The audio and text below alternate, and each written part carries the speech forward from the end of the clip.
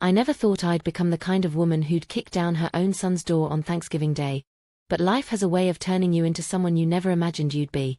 If you've ever felt powerless watching someone you love suffer while others turn a blind eye, then you'll understand every single word I'm about to tell you.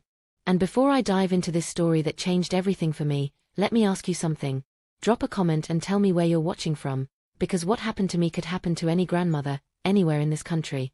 My name is Dorothy, but everyone calls me Dot. I'm 72 years old now, and for most of my life, I was what you'd call a peacekeeper. The kind of woman who smoothed over family arguments at dinner tables, who bit her tongue when her daughter-in-law made snide comments, who always chose harmony over confrontation. I raised 3 children as a single mother after my husband died in a factory accident when I was 35, and I learned early that sometimes keeping quiet was the only way to keep a family together. But sometimes keeping quiet becomes complicity. Sometimes being a peacekeeper makes you an accomplice to cruelty. And sometimes the person you think you know best in this world, your own child, can become a stranger whose actions make you question everything you thought you knew about love, family, and right and wrong. If this story moves you, if it makes you think about your own family dynamics, please hit that subscribe button. Because what I learned that cold November day 3 years ago changed not just my relationship with my son, but my entire understanding of what it means to be a grandmother, a mother, and a woman who refuses to stay silent when innocence is being destroyed.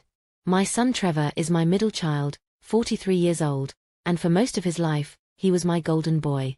Star athlete in high school, scholarship to college, married his college sweetheart Rebecca, gave me my first grandchild, a beautiful little boy named Marcus who came into this world 8 years ago with the brightest brown eyes and the sweetest laugh you've ever heard. Trevor worked in construction management, Rebecca taught 3rd grade, and from the outside, they looked like the perfect American family living in their colonial house in suburban Minnesota. But families are like houses, sometimes the foundation cracks, and you don't notice until the whole structure starts falling apart. The first hairline fractures appeared about 2 years before that Thanksgiving. Trevor started working longer hours, coming home later, spending more time at the local bar with his work buddies. Rebecca began calling me more often, her voice strained, complaining about Trevor's absences, his moodiness, his lack of interest in Marcus. She'd tell me how Marcus would wait by the window for his daddy to come home, how the little boy would fall asleep on the couch waiting, how Trevor would stumble in after midnight and barely acknowledge his son's existence. I should have seen the signs. Should have recognized the pattern. My own father had been an alcoholic, and I knew the progression, the missed dinners, the broken promises, the way a man could be physically present but emotionally absent, leaving his family to orbit around the black hole of his addiction like planets slowly losing their light. But Trevor was my son. My boy. The child who used to crawl into my bed during thunderstorms, who brought me dandelions he'd picked from the yard, who called me every Sunday without fail until he didn't anymore. Love makes you blind to things you should see clearly, and a mother's love can be the most blinding force in the universe. The divorce papers were filed on a Tuesday in March, 8 months before that Thanksgiving. Rebecca called me crying, her words tumbling over each other as she explained about the drinking, the anger.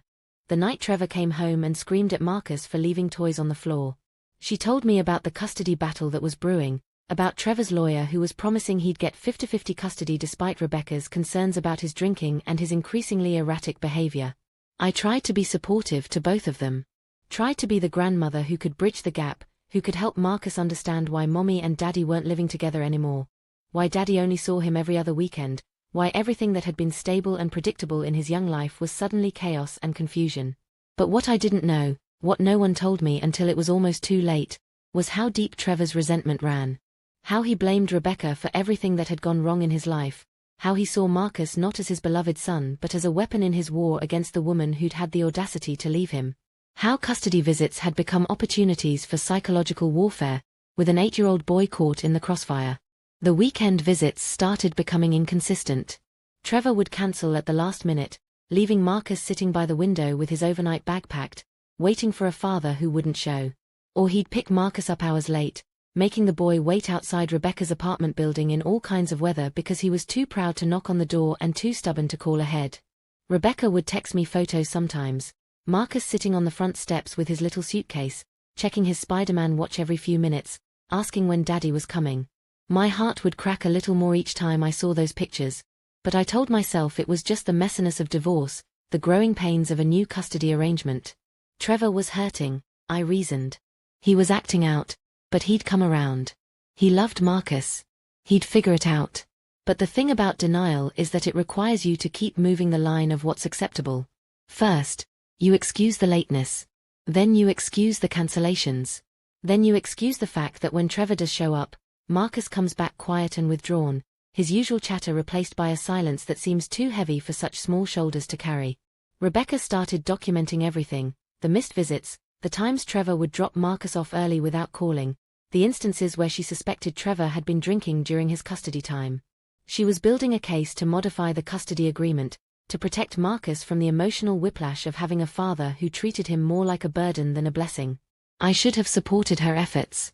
Should have seen what was happening to my grandson, should have recognized the signs of a child who was learning that love comes with conditions, that fathers can disappear without explanation, that safety is never guaranteed even in the places and with the people who are supposed to protect you most.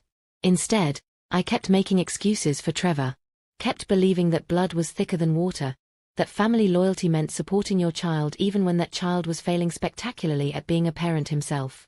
I thought I was being a good mother by standing by my son. What I was actually doing was enabling his neglect and abandoning my grandson when he needed advocates most.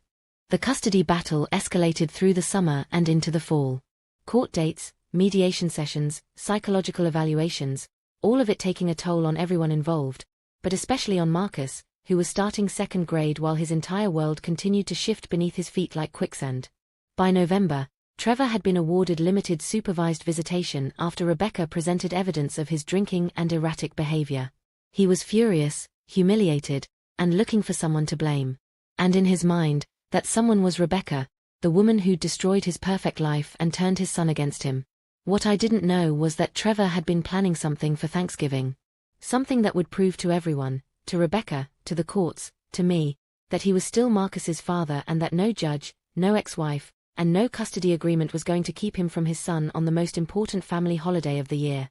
As Thanksgiving approached, Rebecca mentioned to me that she and Marcus would be spending the day with her parents in the Twin Cities. She seemed nervous about something, kept asking me if I'd heard from Trevor, if he'd said anything about his holiday plans. She was worried, she said, about him doing something impulsive, something that might frighten Marcus or violate the custody agreement. I assured her that Trevor wouldn't do anything to hurt Marcus. That whatever his faults as a husband, he loved his son and would never deliberately cause him harm. I believed that with every fiber of my being. I had to believe it, because the alternative, that my own son had become the kind of man who would use a child's love as a weapon, was too terrible to contemplate. But belief doesn't change reality. Love doesn't transform selfish men into good fathers. And sometimes the people we trust most in this world are exactly the ones who will betray that trust in the most devastating way possible. The Wednesday before Thanksgiving, I got a call from Trevor. His voice was different, harder somehow, filled with a cold determination I'd never heard from him before. He told me he missed the family Thanksgivings we used to have when he was married to Rebecca, how much he wanted Marcus to experience the same tradition of gratitude and togetherness that had shaped his own childhood. He asked me to make my famous green bean casserole, the one I'd been bringing to family gatherings for 30 years. Asked me to pick up a couple of pumpkin pies from the bakery that Marcus liked. Said he was planning something special for Thanksgiving, something that would show everyone what kind of father he really was. I should have asked more questions. Should have wondered why he was suddenly so interested in creating perfect family memories when he'd been missing custody visits and showing up drunk to school plays. Should have recognized the manic edge in his voice, the way his plans sounded more like fantasies than realistic possibilities. Instead, I was just grateful that he seemed to be stepping up, seemed to be remembering what mattered most. I told him I'd make the casserole, buy the pies, and that I hoped he and Marcus would have a beautiful Thanksgiving together. I had no idea that my green bean casserole would become evidence in a police report. That those pumpkin pies would sit untouched on a table while my grandson shivered outside in weather cold enough to cause frostbite. That Trevor's idea of showing everyone what kind of father he really was would nearly destroy what was left of our family forever. The night before Thanksgiving, I couldn't sleep. Something felt wrong, though I couldn't put my finger on what. I kept thinking about Marcus, wondering if he was excited about spending the holiday with his mom's family, if he was disappointed not to be seeing his dad. 8-year-olds shouldn't have to navigate divided loyalties and competing holiday traditions. They should just be excited about turkey and football and maybe sneaking an extra piece of pie when the adults aren't looking. I almost called Rebecca that night. Almost asked her if everything was okay, if she was worried about anything. But I didn't want to seem like I was interfering, didn't want to add to whatever stress she might already be feeling about the custody situation and the approaching holiday. If I could go back and make that phone call, if I could change just one moment in this entire tragic sequence of events, it would be that. I would pick up the phone and ask Rebecca if she and Marcus were safe, if she had any reason to be concerned about Trevor's state of mind, if there was anything I could do to help protect my grandson from what was coming. But we don't get to go back. We don't get to unmake the mistakes that haunt us, to unsay the words we should have spoken, to make the calls we should have made. We only get to live with the consequences of our choices and hope that somehow, someway, we can find a path toward forgiveness, not just from others, but from ourselves. That Thanksgiving morning, I woke up with a sense of dread I couldn't shake. The weather forecast was calling for the coldest Thanksgiving on record, with temperatures dropping into the single digits and a wind chill that would make it feel like 20 below. I remember thinking that it was going to be a beautiful day to be inside with family, grateful for warmth and love and all the blessings that make life worth living. I had no idea that my grandson would spend part of that day outside in that brutal cold, abandoned and afraid, while the people who were supposed to love him most sat inside eating and drinking and pretending that everything was fine. Thanksgiving morning started like any other holiday in my small house on Elm Street. I was up before dawn, prepping my green bean casserole, checking the weather one more time, and feeling that familiar mixture of excitement and melancholy that comes with family holidays when your family is scattered and broken in ways you never anticipated. The local news was warning everyone to stay inside unless absolutely necessary. The temperature was already dropping fast, and the wind was picking up in a way that made my old house creak and groan like it was in pain. I'd been living alone for 6 years now, ever since my youngest daughter Carla moved to Oregon with her husband and kids. The holidays had become quieter, lonelier affairs, but I'd learned to find peace in the solitude, to appreciate the simple rituals of cooking familiar dishes and watching the parade on television while the house filled with the scents of butter and sage and all the flavors that taste like gratitude. But that morning felt different. Wrong somehow. I kept checking my phone, expecting, what? A call from Rebecca wishing me a happy holiday? A text from Trevor updating me on his plans? Some kind of communication that would ease the anxiety I couldn't name or explain. Instead, the morning passed in silence, broken only by the weather reports getting increasingly dire and the sound of my neighbors rushing to bring in porch furniture and secure anything that might blow away in the wind. By 10 o'clock, the temperature had dropped to 8 degrees, and the weatherman was using words like dangerous and life-threatening to describe the conditions outside. That's when my phone rang. Rebecca's name on the caller ID, and something in the way it sounded, urgent, insistent, made my stomach drop before I even answered. Thank God you picked up. Her voice was shaking, and I could hear something that sounded like panic barely held in check. Is Marcus with you? Please tell me Marcus is with you. The words hit me like ice water. What do you mean? Isn't he with you at your parents' house? He's gone. Trevor took him. I woke up this morning and Trevor was in my apartment. I don't know how he got in. He must have had a key made or picked the lock or something, and Marcus was gone. There's a note saying he took him for Thanksgiving, that he has rights as Marcus's father, that I can't keep them apart anymore. The world tilted sideways. I had to sit down, had to grip the edge of my kitchen counter to keep from falling. But the custody agreement, he's only supposed to have supervised visits. I know that, and you know that, but Trevor doesn't seem to care about court orders anymore. Rebecca's voice cracked. I called the police, but they said since it's his father and there's no immediate evidence of harm, they can't treat it as kidnapping. They filed a report and said they'll do a welfare check, but I'm terrified. You know how Trevor's been lately. You know he's been drinking more, acting more erratic. And with this weather. My mind was racing, trying to process what she was telling me while simultaneously fighting the urge to defend my son, to insist that whatever Trevor's faults, he would never put Marcus in danger. But even as those thoughts formed, I knew they were wishful thinking. The Trevor who had taken his son without permission, who had violated a court order and broken into his ex-wife's apartment, was not the same person who used to read bedtime stories and teach Marcus how to throw a baseball. Have you tried calling him? I asked, though I already suspected I knew the answer. His phone goes straight to voicemail. I've left probably 20 messages. I need you to try. Maybe he'll answer for you. Maybe he'll listen to you. I was already dialing before she finished speaking, but she was right. Straight to voicemail, Trevor's voice cheerful and normal from whenever he'd recorded the greeting, giving no hint of the man who would steal his own child and disappear into a blizzard. I tried texting, calling again, even tried reaching out through Facebook, but it was like he'd vanished completely. Where could he have taken Marcus? I asked, though I was already running through possibilities in my mind. Trevor's apartment was small and messy, not a place you'd want to spend Thanksgiving with a child. His favorite bar would be closed. Most of his friends were either married with their own families or the kind of drinking buddies you don't introduce to your 8-year-old son. I've been trying to think, Rebecca said, and I could hear her moving around, probably pacing like she did when she was anxious. He's been renting that house on Cedar Street since the divorce, but I drove by there an hour ago and his truck isn't there. The neighbors said they haven't seen him since yesterday. I don't know where else to look. The house on Cedar Street. I knew it well. I'd helped Trevor move in after the divorce, had brought him groceries and tried to make the place feel more like a home and less like the bachelor pad of a man whose life had fallen apart. It was a small rental, 2 bedrooms, in a neighborhood that had seen better days but was still safe and respectable. Trevor had shown me Marcus's bedroom there, the bunk beds he'd bought and the toy chest he'd painted blue, talking about how great it would be when Marcus could spend weekends there, how they'd have father-son adventures and build memories that would last a lifetime. But if Rebecca was right and his truck wasn't there, then where were they? And why wasn't Trevor answering his phone? Even if he was angry at Rebecca, even if he was trying to make some kind of point about his parental rights, surely he'd want to reassure his mother that everything was okay? I'm going to drive around, I told Rebecca, already grabbing my coat and keys. Check some places he might have gone. Maybe he took Marcus to that diner he likes, or to the park with the playground. Maybe he's trying to give Marcus a special day and he just didn't think it through.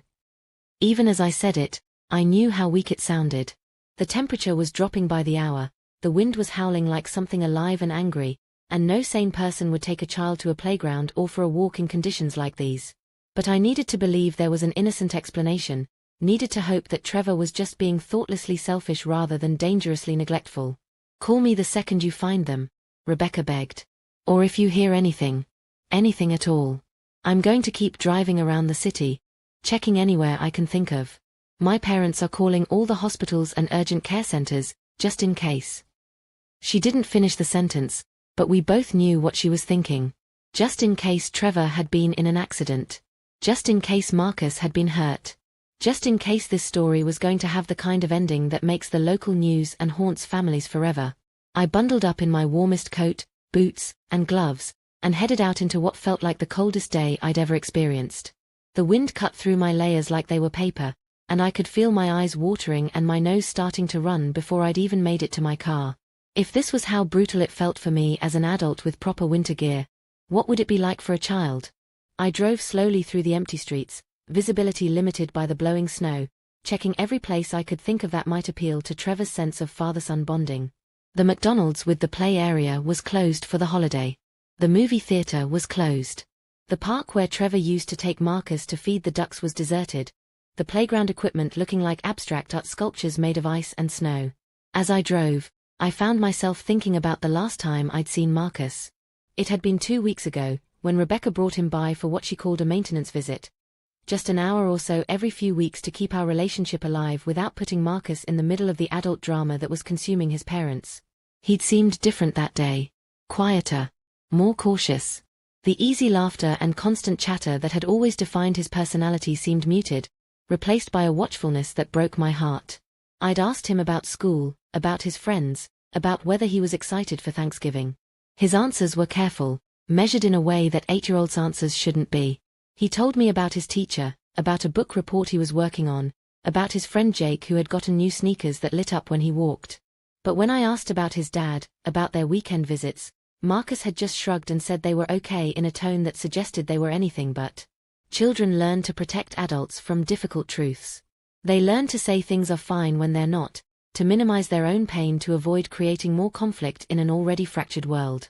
And maybe, if I'd been paying closer attention, if I'd asked better questions or created more space for honesty, Marcus would have told me things that could have helped us prevent what was about to happen. But I was focused on maintaining peace, on not taking sides, on being the grandmother who could love everyone without judgment. I told myself I was being neutral, but neutrality in the face of a child's suffering is just another form of abandonment.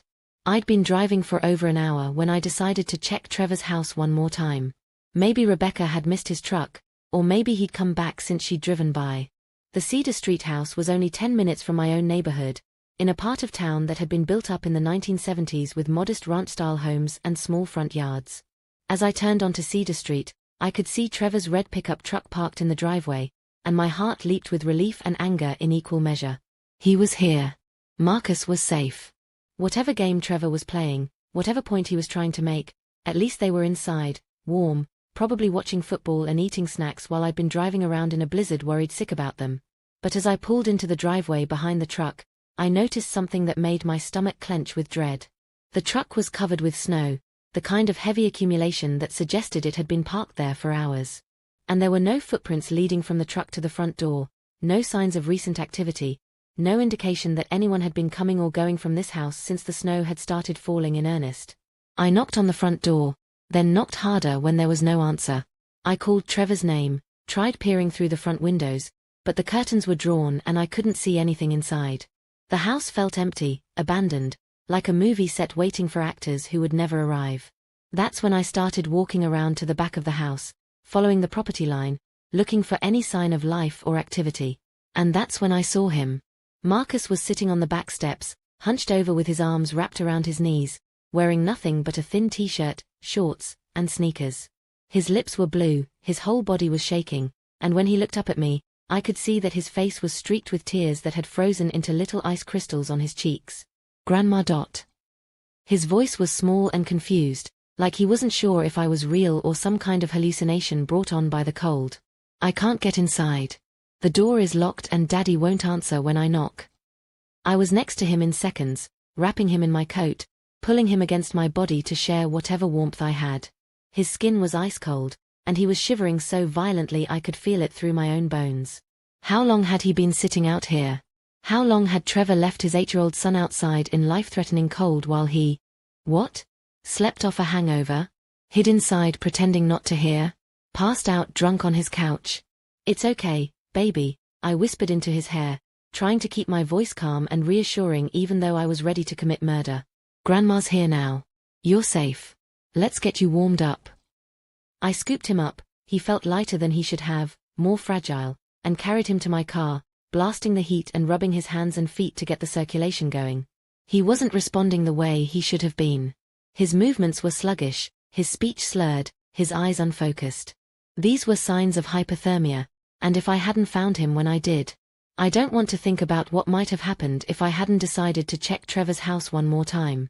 Don't want to imagine the news story that would have led the evening broadcast, the questions that would have haunted our family forever, the guilt that would have destroyed what was left of my relationship with my son.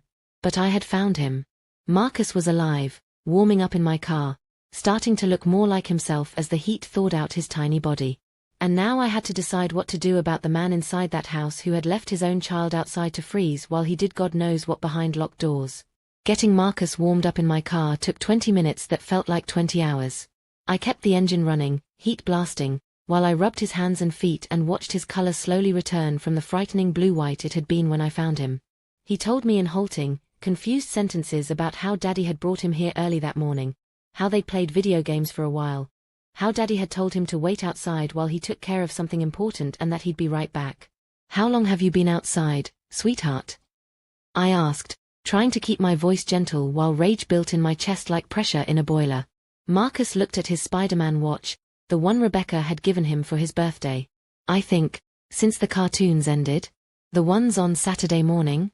But it's not Saturday, is it, Grandma? Saturday morning cartoons would have ended around noon. It was now almost 3 o'clock in the afternoon. My grandson had been sitting outside in sub-zero temperatures for 3 hours, abandoned by the one person in the world who was supposed to protect him above all others. I called Rebecca immediately, my hands shaking as I dialed. I found him. He's safe. I'm taking him to the emergency room to get checked out, but he's talking and responding and I think he's going to be okay. The sound of her sobbing with relief came through the phone so clearly that Marcus looked up with concern. Is Mommy crying? Is she sad? She's crying because she's happy, baby. She was very worried about you, and now she knows you're safe. I stepped away from the car for a moment, lowering my voice so Marcus wouldn't hear what I said next. Rebecca, Trevor left him outside for hours. Hours. In this weather. I found him on the back steps, nearly unconscious from the cold. We need to call the police, and we need to get Marcus looked at by a doctor right now. Oh my God. Oh my God. Is he really okay? Are you sure? I think so, but I want to be certain. Meet us at Children's Hospital. And Rebecca. Document everything. Take pictures of what he was wearing, get the medical report, everything. This changes everything about the custody situation. What about Trevor? Where is he? I looked back at the house, at the windows that remained dark and curtained, at the front door that hadn't opened despite all my knocking and shouting. I have no idea. The truck is here, but he's not answering the door. For all I know, he's passed out drunk inside while his son nearly froze to death outside. The drive to the hospital was the longest 15 minutes of my life. Marcus dozed fitfully in the passenger seat, wrapped in every blanket and jacket I had in my car, occasionally waking up to ask confused questions about where we were going and why Daddy hadn't let him inside the house. I didn't know how to answer those questions without using words that would scar him even more than he'd already been scarred. What do you tell an 8-year-old about the moment when you realize that his father, your son, has crossed a line from neglectful to dangerous?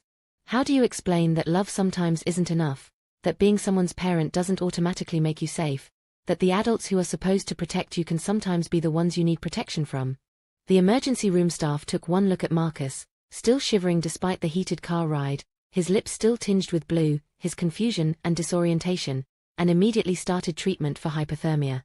They asked gentle questions about what had happened, documented his condition, took photographs of his inadequate clothing, and ran tests to make sure the cold hadn't caused any lasting damage to his circulation or cognitive function. Rebecca arrived just as they were finishing up, and the reunion between mother and son was both heartbreaking and beautiful. Marcus clung to her like she was his anchor in a storm that had been raging around him for months, and she held him like she was afraid he might disappear again if she loosened her grip for even a second. The doctor says he's going to be fine, I told her quietly while Marcus was distracted by a nurse who was showing him how the warming blankets worked. But it was close, Rebecca. If I hadn't found him when I did. I know. Her voice was steady, but I could see the fury building behind her eyes. I know. And I'm never going to let Trevor put him at risk like this again. Never. The police officer who came to take the report was kind but matter-of-fact. She explained that what Trevor had done, taking Marcus in violation of the custody order, then leaving him outside in dangerous conditions, was serious enough to warrant charges. Child endangerment at minimum, possibly kidnapping depending on how the prosecutor wanted to handle it. We'll need to locate the father, she said, making notes in her report. Do you know where he might be now? I gave her Trevor's address, described the truck in the driveway, explained about the locked doors and drawn curtains. She said they'd send units to check on him, to make sure he was okay and to explain that he needed to come in for questioning about what had happened. But as we sat in that hospital room, watching Marcus slowly return to his normal, cheerful self as his body temperature regulated and the warming treatments took effect, I found myself thinking about something else entirely. I was thinking about the house on Cedar Street, about the family Thanksgiving that Trevor had been so excited about planning, about the green bean casserole and pumpkin pies that were probably still sitting on my kitchen counter, getting cold. I was thinking about how Trevor had sounded on the phone the night before, not like a man planning to neglect his child, but like someone who genuinely believed he was doing something wonderful, something that would prove his worth as a father and maybe win back the respect he'd lost through months of bad choices and broken promises. What had happened between yesterday's phone call and this afternoon's abandonment? What had triggered Trevor to leave Marcus outside instead of bringing him in for the special Thanksgiving celebration he'd been so excited about? And why hadn't he answered the door when Marcus knocked, when I knocked, when his son was literally freezing to death just outside the walls of what should have been safety? By the time we left the hospital that evening, the police had been to Trevor's house. They'd found him inside, passed out drunk on his couch, surrounded by empty beer bottles and takeout containers. He was conscious but heavily intoxicated, confused about what day it was, claiming he thought Marcus was upstairs taking a nap and had no idea how much time had passed since he'd last seen his son. The officer who briefed us painted a picture of a man whose grip on reality had become dangerously loose. Trevor insisted that he'd made a beautiful Thanksgiving dinner, that he and Marcus had eaten together and played games and had the perfect father-son holiday he'd been planning. He seemed genuinely confused when told that Marcus had been found outside, genuinely shocked when shown pictures of the child's condition. It's like he was living in a completely different reality, the officer explained. He kept talking about the turkey dinner and how grateful Marcus had seemed, how proud he was to give his son the kind of Thanksgiving he deserved. But there was no evidence of any meal preparation, no turkey, nothing that would suggest he'd cooked or even ordered food. Just empty beer bottles and a man who seems to have lost touch with what actually happened versus what he wished had happened. Alcohol-induced psychosis, the doctor called it. A condition where heavy drinking over an extended period can cause hallucinations, delusions, and complete disconnection from reality. Trevor had been living in a fantasy world where he was Father of the Year, while his actual son sat outside in life-threatening cold, abandoned and afraid. The next few days were a blur of court hearings, police reports, and emergency custody modifications. Trevor was arrested and charged with child endangerment and custodial interference. The judge revoked all his visitation rights pending a psychological evaluation and mandatory alcohol treatment.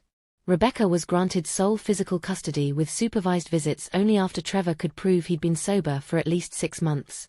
And I was left to wrestle with the knowledge that my son, the boy I'd raised, the man I'd defended, the father I'd believed would never deliberately harm his child, had nearly killed Marcus through a combination of selfishness, delusion, and alcohol-fueled negligence that could have ended in tragedy. The worst part wasn't the criminal charges or the custody battle or even the realization that Trevor needed serious help that he might never accept. The worst part was the conversation I had with Marcus 3 days later, when he asked me, in the innocent way that only children can, why his daddy had locked him out of the house on Thanksgiving when he was so cold and scared. I kept knocking, Grandma, he said, his 8-year-old voice carrying a weight no child should have to bear. I knocked and called for him, but he didn't come. I thought maybe he was mad at me for something, or maybe he couldn't hear me. But I could hear the TV inside, so I knew he was there. Why didn't he let me in? Why didn't he help me? And I had no answer that wouldn't destroy what was left of his ability to trust, to believe that parents love their children unconditionally, to feel safe in a world where the people who are supposed to protect you can sometimes be the very ones who put you in danger. All I could do was hold him close and promise that it would never happen again, that there were people who would always make sure he was safe and warm and loved, even when his daddy couldn't. Even when his daddy had forgotten how. But promises like that feel hollow when you're the grandmother who didn't see the signs, who didn't protect him when it mattered most, who chose loyalty to a son over safety for a grandson until it was almost too late. If you've ever failed someone you love, ever realized that your good intentions paved a road to something terrible, then you know the weight I carried in the weeks that followed that Thanksgiving. Share this story if it resonates with you, because sometimes we need to hear that we're not alone in our worst mistakes. Trevor was released on bail 2 days after his arrest, but he wasn't allowed any contact with Marcus.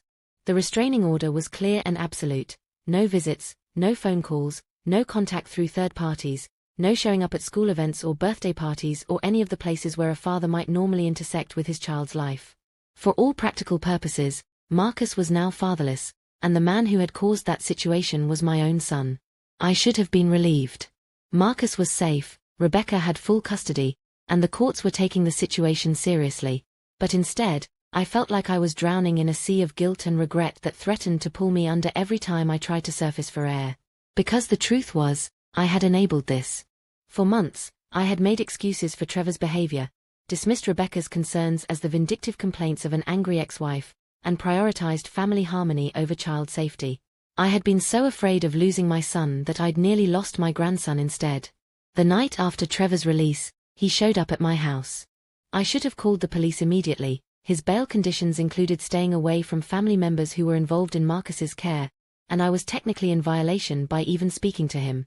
But when I opened the door and saw my son standing there, looking like a broken man who'd aged 10 years in 3 days, my maternal instincts overrode my common sense. He was crying before he even stepped inside. Deep, wrenching sobs that seemed to come from somewhere so deep inside him that I wondered if they'd ever stop. "Mom, I don't understand what happened," he kept saying. "I planned everything so perfectly. The dinner, the games, the whole day. It was going to be beautiful, and now everyone's saying that I hurt him. But I would never hurt Marcus. You know I would never hurt my son." And that was the most terrifying part of all. I could see in his eyes that he genuinely believed what he was saying. In Trevor's mind, he had given Marcus a wonderful Thanksgiving. The reality of leaving his child outside in freezing temperatures, the hours of abandonment, the near hypothermia and psychological trauma, none of that existed in the version of events that Trevor's damaged psyche had constructed. Trevor, I said as gently as I could, Marcus was outside for 3 hours. I found him on your back steps, barely conscious from the cold. You were passed out inside while he was literally freezing to death just outside your door.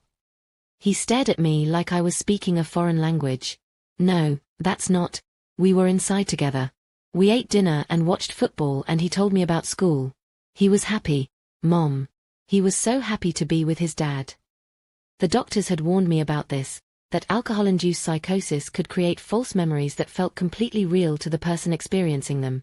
Trevor's brain had literally rewritten the events of that day, replacing the truth of his negligence with a fantasy of perfect fatherhood that felt more real to him than actual reality. How do you hold someone accountable for something they genuinely believe didn't happen? How do you help someone recover from actions they can't even acknowledge they committed? I spent 3 hours that night listening to Trevor describe the Thanksgiving that had existed only in his mind. The elaborate meal he'd prepared, the games they'd played, the conversations they'd had about school and friends, and all the things that fathers and sons talk about when they're building memories together. In his version of events, Marcus had been warm and safe and loved, and he couldn't understand why everyone was acting like he was some kind of monster. The next morning, I called Rebecca and told her about Trevor's visit. I was violating his bail conditions by not reporting it immediately, but I also felt like she deserved to know what we were dealing with. Not just a man who had acted selfishly or carelessly, but someone whose grip on reality had become so tenuous that he couldn't distinguish between what he'd done and what he'd wished he'd done. He needs help, Rebecca, I told her. Real help. Professional help. This isn't just about alcohol anymore, this is about a complete break from reality. I know, she said, and I could hear the exhaustion in her voice. But I can't make him get help. And I can't risk Marcus's safety while we wait for Trevor to accept that he needs treatment. The court-ordered psychological evaluation might help, but until then, Marcus doesn't have a father, I finished for her. Until then, Marcus has a father who's too dangerous to be around him. And that's not my fault, and it's not your fault, and it's certainly not Marcus's fault. It's Trevor's fault, and he's the only one who can fix it. She was right, of course. But being right doesn't make the situation any less heartbreaking, especially when you're watching an 8-year-old boy try to make sense of why his daddy suddenly disappeared from his life right after putting him in danger. Marcus started having nightmares about being cold. Rebecca would call me some mornings, worried and exhausted, describing how he'd wake up in the middle of the night convinced that he was still outside, still locked out, still waiting for someone to let him in from the cold. She'd find him checking the locks on all the doors, making sure they weren't stuck, making sure he could get inside if he needed to. The child psychologist explained that this was normal trauma response. Marcus's brain was trying to process an experience that had overwhelmed his ability to cope, and the fear of abandonment and exposure was manifesting in ways that would probably take months or years to fully resolve. He's going to need time, the therapist told Rebecca and me during a session where Marcus was playing with toys in the corner, seemingly oblivious to our conversation but probably absorbing every word. And he's going to need consistency. Adults in his life who keep their promises, who show up when they say they will, who prove through their actions that he's safe and valued and protected. I left that session determined to be one of those adults. To rebuild Marcus's faith in the grown-ups who were supposed to love him, to show him through consistent action that not all parents fail their children, that not all promises get broken.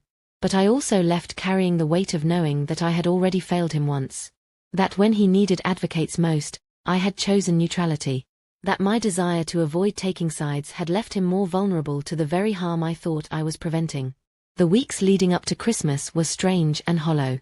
Marcus seemed to be recovering physically. His pediatrician said there was no lasting damage from the hypothermia, and his energy and appetite had returned to normal.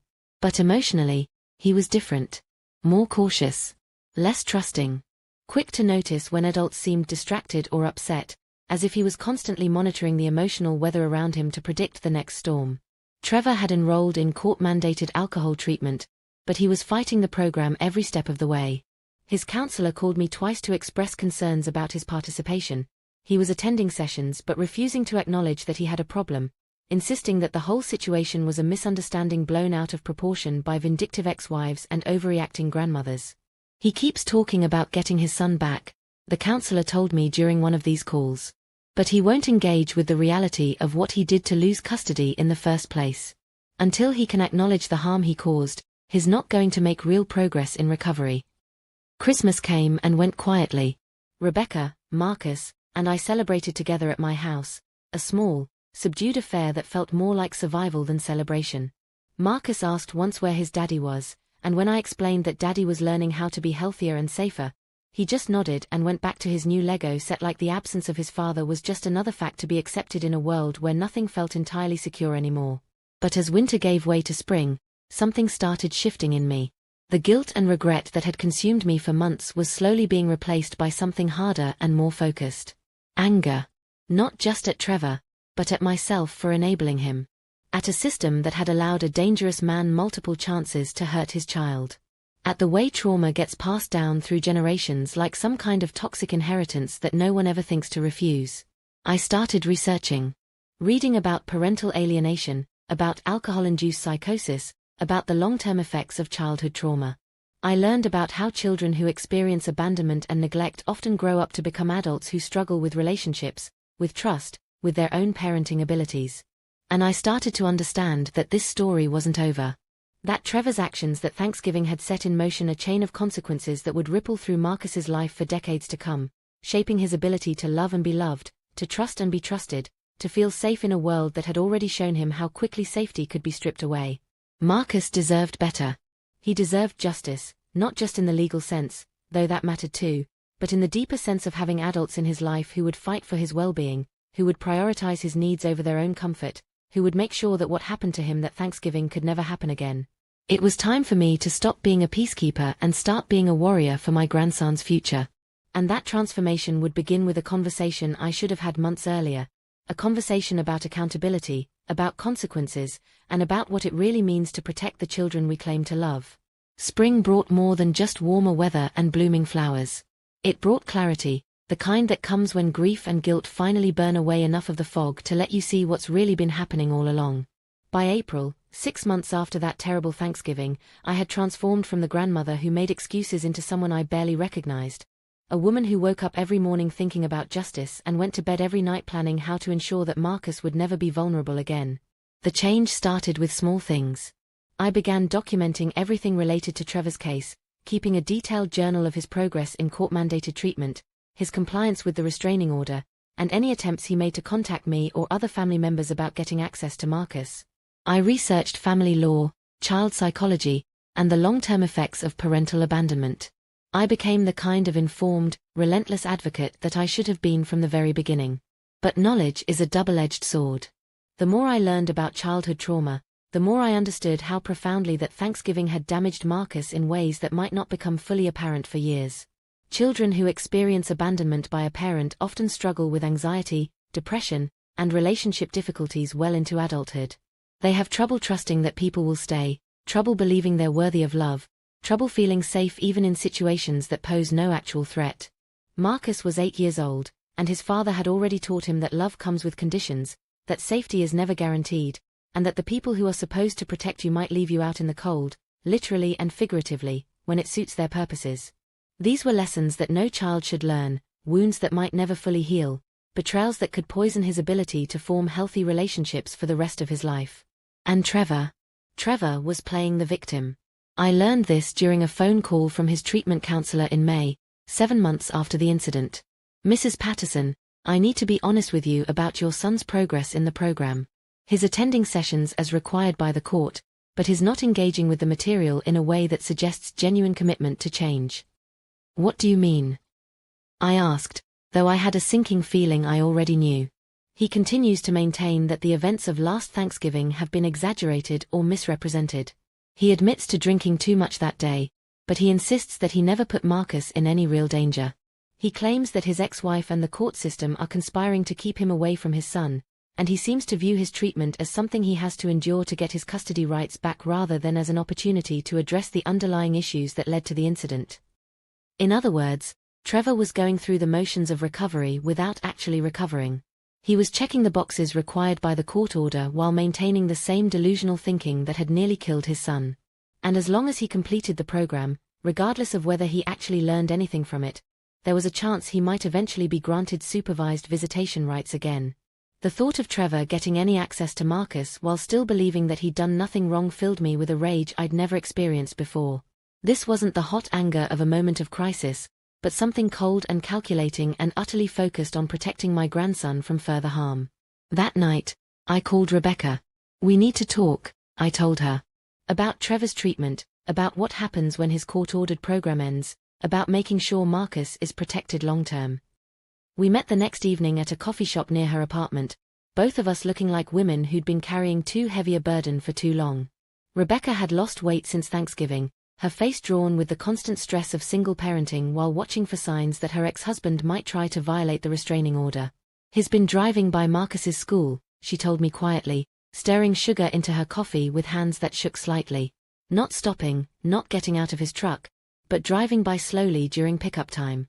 The school called to let me know they'd seen him, and they've increased security, but he's testing the boundaries. Seeing how close he can get without technically violating the court order." My blood ran cold. "Have you reported this to his probation officer?" "Yes, but driving on a public street isn't illegal, even if it feels threatening. The officer said they'd make a note of it and speak to Trevor about staying away from the school, but unless he actually approaches Marcus or tries to make contact, he gets away with intimidating an 8-year-old child and his mother," I finished. "Basically, yes." I set down my coffee cup harder than necessary, the sound sharp enough to make the couple at the next table look over. "This is unacceptable, Rebecca. Marcus shouldn't have to live in fear that his father might show up at any moment. You shouldn't have to constantly look over your shoulder. This has to stop." "But how? The legal system is doing what it's supposed to do. Trevor is in treatment, he's not allowed unsupervised contact with Marcus, and the restraining order is in place. What more can we do?" That was the question that kept me awake for the next 3 nights. What more could we do within a system that seemed designed to give second, third, and fourth chances to adults who had already proven themselves dangerous to children? How do you protect a vulnerable child from a parent who views custody rights as more important than child safety? The answer came to me during a conversation with Marcus himself. I was babysitting him one Saturday while Rebecca worked, and we were building a Lego castle when he looked up at me with those serious brown eyes and asked, "Grandma, why doesn't Daddy want to see me anymore?" The question hit me like a physical blow. In his 8-year-old understanding of the world, Trevor's absence wasn't a consequence of Trevor's actions. It was evidence that he, Marcus, was somehow not worth loving. That his own father had chosen alcohol and anger over spending time with him. "Oh, sweetheart," I said, pulling him into my lap, "your daddy does want to see you. But he's sick right now, and when grown-ups are sick in certain ways, they have to get better before they can be around children safely. It's not because of anything you did wrong, and it's not because he doesn't love you." "But what if he gets better and still doesn't want to see me?" Marcus asked, his voice so small and vulnerable that I had to fight back tears. "What if I'm not good enough for him to love anymore?" And that's when I knew that waiting for Trevor to genuinely recover, waiting for the legal system to adequately protect Marcus, waiting for someone else to solve this problem was not enough. Marcus needed more than passive protection, he needed active advocacy from adults who would prioritize his well-being over family harmony, who would fight for his emotional and physical safety even when that fight got ugly and uncomfortable. I started making phone calls to family lawyers who specialized in cases involving parental substance abuse, to child psychologists who could provide expert testimony about the long-term effects of parental abandonment, to investigators who could document Trevor's pattern of intimidating behavior around Rebecca and Marcus. What I discovered was that the legal system, while well-intentioned, was not designed to handle cases like ours effectively. Trevor's completion of court-mandated treatment would likely result in the restoration of some custody rights, even if he hadn't actually addressed the underlying issues that made him dangerous to Marcus. The burden of proof would be on Rebecca to demonstrate that he continued to pose a threat, rather than on Trevor to prove that he was truly safe. "The system is set up to preserve parental rights," one of the lawyers explained to me during a consultation, "even when those rights conflict with child safety. Unless there's evidence of ongoing abuse or neglect, courts tend to err on the side of reunification between parents and children." "But what about the psychological damage?" I asked. "What about the fact that Marcus is in therapy because of what Trevor did? What about the nightmares and the anxiety and the fear of abandonment?" "All of that matters," the lawyer said, "but it's harder to document and prove than physical injuries. And courts are often reluctant to permanently sever the relationship between a parent and child based on one incident, even a serious one." "One incident?" As if nearly letting your child freeze to death was just a minor parenting mistake, a momentary lapse in judgment rather than a fundamental failure of the most basic parental responsibility, keeping your child safe. I left that consultation feeling more frustrated and helpless than ever. But I also left with something else: the name of a private investigator who specialized in documenting patterns of behavior that courts might find relevant in custody cases. His name was David Chen, and he was a former police detective who had started his own practice after becoming frustrated with the limitations of the criminal justice system in protecting children from dangerous parents. When I called him, I was nervous and uncertain, like I was crossing a line from concerned grandmother into something more active and potentially controversial. "Mrs. Patterson," he said after I'd explained the situation, "what you're describing is unfortunately more common than most people realize. Parents who use their children as weapons in custody battles, who prioritize their own sense of entitlement over their children's well-being, who manipulate the system to maintain access to children they've already harmed." "So you think Trevor might try to get custody back even if he hasn't really changed?" "Based on what you've told me, I think it's very likely. And I think you're smart to be proactive about documenting his behavior patterns. The more evidence you have about his current state of mind and his approach to the custody situation, the better prepared you'll be if and when he petitions the court for restored visitation rights." David's investigation over the next 2 months revealed a pattern that both vindicated my concerns and terrified me. Trevor was indeed driving by Marcus's school regularly, timing his drives to coincide with dismissal time. He had been seen parked outside Rebecca's apartment complex multiple times, always legally parked on public streets but always positioned to have a clear view of her front door. He had been asking mutual acquaintances questions about Marcus's schedule, his activities, which grocery stores Rebecca frequented. Most disturbing of all, he had been telling people at his AA meetings that the whole custody situation was a misunderstanding, that he was being persecuted by a vindictive ex-wife, and that he was planning to set the record straight once his treatment program was complete. He spoke about Marcus as if he were property that had been stolen from him rather than a child who deserved protection from harm. "This is stalking behavior," David explained when he presented his findings. "It's calculated, it's persistent, and it's designed to intimidate while staying just within the boundaries of legal activity. His testing how close he can get without violating the restraining order, and his gathering information that could be used to approach Marcus directly once he thinks he can get away with it." The evidence was damning, but it was also frustrating in its subtlety. Nothing Trevor had done was technically illegal. Driving on public streets, asking casual questions about his son, talking about his custody case in support group meetings, all of these activities fell within the gray area of behavior that felt threatening but wasn't prosecutable. "So what can we do?" I asked. "Document everything. Make sure Rebecca and Marcus vary their routines so they're not predictable. Consider getting Marcus enrolled in some kind of self-defense or confidence-building program, not because he should have to protect himself from his father, but because it might help him feel more empowered and less vulnerable. And start building a case for why any restoration of custody rights would be dangerous for Marcus's well-being." That night, I sat at my kitchen table with David's report spread out in front of me, and I made a decision that would have shocked the woman I'd been a year ago. I was going to fight. Not just passively support Rebecca's efforts to protect Marcus, but actively work to ensure that Trevor never got the opportunity to harm his son again. I was going to become the kind of grandmother who didn't just love her grandson, but who protected him with the ferocity of someone who had learned too late what happens when good people stay silent in the face of danger. And if that meant going to war with my own son, then so be it.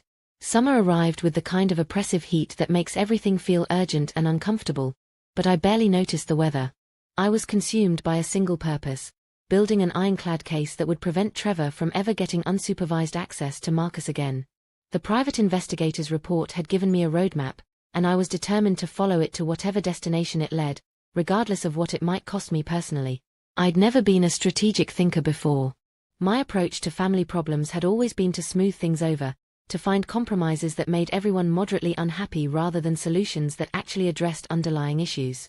But protecting Marcus had awakened something in me that I didn't even know existed: a calculating, methodical side that could plan 3 moves ahead and anticipate every possible angle of attack. The first step was building a comprehensive timeline of Trevor's behavior, not just from Thanksgiving forward, but going back to the beginning of his relationship with Rebecca. I reached out to old friends, family members, former neighbors, anyone who might have observed interactions between Trevor and Marcus that could establish a pattern of neglect or inappropriate behavior. What I discovered was heartbreaking but not surprising. Multiple people remembered instances of Trevor showing up late to pick up Marcus, or cancelling plans at the last minute, or returning Marcus to Rebecca's house earlier than scheduled with vague excuses about things coming up. His sister Janet told me about a birthday party where Trevor had showed up drunk and gotten into an argument with Rebecca in front of all the children. His former neighbor Mrs. Rodriguez mentioned several occasions when she'd seen Marcus waiting outside Trevor's apartment building for extended periods, sometimes in inappropriate weather, while Trevor was apparently inside doing other things. I always wondered if I should say something, Mrs. Rodriguez told me over the phone. But you know how it is, you don't want to interfere in family business unless you're absolutely sure something is wrong. And Marcus always seemed like such a sweet, well-behaved boy. I thought maybe his father was just disorganized. Disorganized. Such a gentle word for what was actually systematic emotional neglect. But I understood her reluctance to get involved. I'd been guilty of the same thing, choosing to believe the best about Trevor rather than acknowledging the evidence that was right in front of me. The second step was documenting Marcus's current emotional and psychological state. His therapist, Dr. Sarah Walsh, was willing to provide a detailed report about his progress in treatment, his ongoing struggles with abandonment anxiety, and her professional assessment of how continued exposure to his father might affect his recovery. Marcus is a resilient child, Dr. Walsh explained during a meeting that Rebecca and I attended together. But he's been through significant trauma, and his sense of safety is still very fragile. The hypervigilance I'm seeing, constantly checking locks, asking multiple times about pickup schedules, needing excessive reassurance about plans, these are all normal responses to what he experienced. But they're also indicators that any disruption to his current stable environment could set back his recovery significantly. What about supervised visits? Rebecca asked. If the court eventually orders them, how do you think Marcus would respond? Dr. Walsh was quiet for a long moment, clearly choosing her words carefully. In my professional opinion, supervised visits with his father would likely be re-traumatizing for Marcus at this point. He associates his father with abandonment, with physical danger, and with the feeling of being completely helpless and unprotected. Forcing him into contact before he's emotionally ready could reinforce those traumatic associations rather than helping him heal from them. This was exactly the kind of expert testimony we'd need if Trevor petitioned for restored custody rights. But I also knew that courts were often skeptical of psychological assessments that seemed to support one parent's position too strongly. We'd need more than one expert opinion, and we'd need evidence that any contact with Trevor would be harmful to Marcus specifically, not just generally inadvisable for children who'd experienced trauma. The third step was the most difficult. I had to start gathering information about Trevor's current state of mind and his true intentions regarding Marcus. This meant going places I'd never thought I'd go, doing things that felt morally ambiguous at best. David Chen had given me the addresses of the bars where Trevor spent time, the AA meeting locations where he'd been sharing his version of events, and the names of some of his current associates. I started showing up at these places, not to confront Trevor directly, but to observe and listen. To understand what he was saying when he thought no family members could hear him. I felt like a spy in my own son's life, sitting in the back of dimly lit bars nursing club sodas while Trevor held court with his drinking buddies, complaining about the injustice of the custody system and his plans to get his boy back once he'd jumped through all their hoops. I attended open AA meetings where Trevor spoke about his progress in recovery while simultaneously describing the events of Thanksgiving as a misunderstanding and maintaining that he'd never put Marcus in any real danger. What I heard in those settings was a man who had learned the language of recovery without internalizing any of its actual principles. Trevor could talk about taking responsibility and making amends, but in the next breath, he'd blame Rebecca for poisoning Marcus against him, or blame the court system for overreacting to what he called one bad day, or blame me for taking sides instead of supporting my own son. He never, not once, expressed genuine remorse for what Marcus had experienced. He never acknowledged the terror that an 8-year-old boy must have felt sitting outside in freezing temperatures, abandoned by the person who was supposed to love him most. He never seemed to understand that his son's well-being should take priority over his own sense of victimization. But the most chilling thing I heard was his detailed plan for re-establishing contact with Marcus once his court-mandated treatment was complete. He talked about surprising Marcus at school events, about coincidentally running into him at the playground or the library, about gradually rebuilding their relationship through casual encounters that would seem natural and spontaneous to outside observers but were actually carefully orchestrated to circumvent Rebecca's attempts to protect their son. The key is making it look like Marcus wants to see me, Trevor explained to one of his bar friends, not knowing that I was sitting 3 tables away, close enough to hear every word. If I can get him to approach me, to act happy to see his old dad, then Rebecca can't claim I'm violating the custody order. And once I can prove that Marcus wants a relationship with me, the court will have to give me my rights back. This wasn't the thinking of a man who understood that he traumatized his child and needed to earn back trust slowly and carefully. This was the thinking of a predator who viewed his son as a target to be manipulated, who saw Marcus's emotional vulnerability as an opportunity to be exploited rather than a wound that needed healing. I left that bar knowing that passive protection wasn't going to be enough. Trevor wasn't going to respect boundaries or court orders or the psychological well-being of his son. He was going to push and manipulate and scheme until he found a way to get access to Marcus, and once he did, there was no telling what kind of additional trauma he might inflict. That night, I called David Chen with a request that surprised even me. "I need you to help me set up surveillance equipment in my home," I said. "I think Trevor is going to try to use me to get access to Marcus, and when he does, I want to have video and audio evidence of exactly what he says and does." "Mrs. Patterson, are you sure about this? Once you start actively gathering evidence against your son, there's no going back. Your relationship with him will never be the same." "My relationship with him is already over," I replied, and as I said the words, I realized they were true. The Trevor I raised, the son I loved, he doesn't exist anymore. What exists now is a man who's willing to traumatize his own child to satisfy his ego, and I'm not going to pretend otherwise just to preserve some fantasy of family harmony. The surveillance equipment was installed the following week. Tiny cameras in the living room and kitchen, audio recording devices that could capture conversations throughout the house, all of it connected to a system that would automatically save everything to a secure server that could be accessed remotely if needed. I felt like I was preparing for war, and in a way, I was. Not the kind of war fought with weapons and violence, but the kind fought with documentation and testimony and expert witnesses. The kind where the battlefield was a courtroom and the prize was the safety and well-being of an 8-year-old boy who deserved better than the adults who had failed him so far. But I also knew that all the surveillance equipment and expert testimony in the world wouldn't matter if I wasn't prepared to follow through when the moment came. If Trevor showed up at my house demanding access to Marcus, if he tried to manipulate or intimidate or guilt me into compromising Marcus's safety, I had to be ready to stand firm regardless of how much it hurt to oppose my own son. The old Dorothy would have looked for a compromise, would have tried to find a middle ground that respected everyone's feelings and avoided confrontation. But Marcus didn't need a peacekeeper anymore. He needed a protector.